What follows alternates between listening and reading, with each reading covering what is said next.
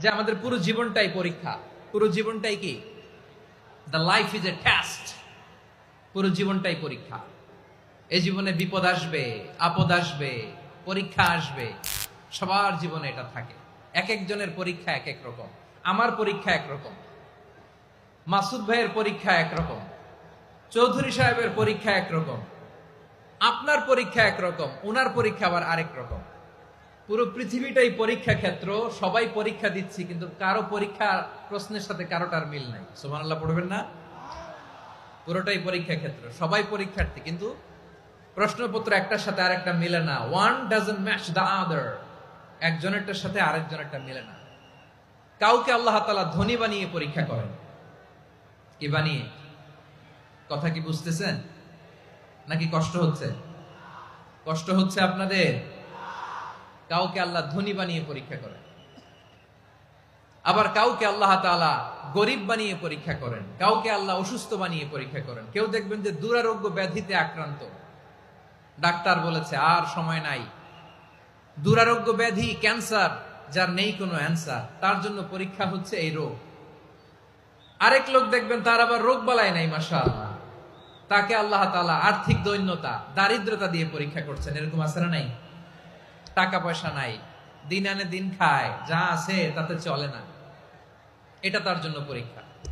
আবার আরেক শ্রেণীর লোক দেখবেন তাকে আল্লাহ অসুস্থতাও দেয় নাই, দারিদ্রতাও দেয় নাই, তার দাম্পত্য জীবনের সমস্যা আছে না নাই?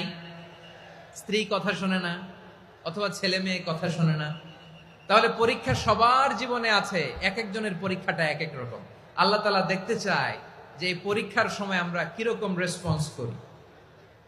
How to deal with the test, কিভাবে এই বিপদ আপদ পরীক্ষাগুলোকে আমরা হ্যান্ডেল করব, ডিল করব, এটা হচ্ছে আজকের আলোচনার বিষয়। বুঝতে পেরেছেন সবাই? আমার প্রিয় ভাইয়েরা, তাহলে পরীক্ষাময় আমাদের জীবন, বিপদ আপদ পরীক্ষা, এটা মানুষের পিছু ছাড়ে না। সবার জীবনে পরীক্ষা আছে। নবীদের জীবনেও পরীক্ষা ছিল।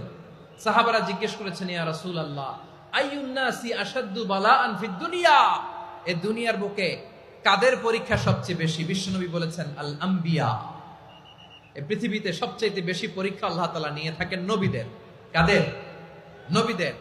সুম্মাল আমসাল ফাল আমসাল, এরপরে নবীদের পরের স্তরে যারা, তাদের পরীক্ষা। এরপরে তাদের পরের স্তরে যারা, তাদের পরীক্ষা। সিদ্দিকিনদের, শুহাদাদের, সালিহিনদের, আল্লাহওয়ালাদের। যার ঈমান যত মজবুত, তার জীবনে পরীক্ষাও তত বেশি। চিল্লায় বলেন ঠিক কিনা? তাহলে মুমিনরা, বিশ্বাসীরা, আমরা কি পরীক্ষা বিপদ আপদে ভয় পাই? হ্যাঁ, বিপদ দেখলে ভয় লাগে আপনাদের? ভয় লাগে? হ্যাঁ, না, মুমিনরা বিপদে ভয় পায় না, তারা হতাশ হয় না। সুবহানাল্লাহ। তারা নিরাশ হয় না। বিশ্বাসীরা হাল ছেড়ে দেয় না, তারা ভরসা রাখে একজনের উপর। চিল্লায় বলতে হবে তিনি কে? কারণ মুমিন জানে the grief isn't permanent, the test isn't permanent, the struggle in our life isn't permanent. আমাদের জীবনের দুঃখ, কষ্ট, স্ট্রাগল, এগুলো পার্মানেন্ট নয়। After every difficulties there is an ease. সব কষ্টের পরেই একটা সুখ আছে না নাই? রব্বুল আলামিন বলেন, ফাইন্না মাআল উসরি ইউসরা, ইন্না মাআল উসরি ইউসরা। ভয় পেও না, চিন্তা করো না, কষ্টের সাথেই আমি রেখে দিয়েছি স্বস্তি। সুবহানাল্লাহ বলেন। মুমিন জীবনে বিপদ যত বেশি, কষ্ট যত বেশি, তার সামনে সফলতা তার চেয়েও বেশি। ঠিক কিনা বলেন?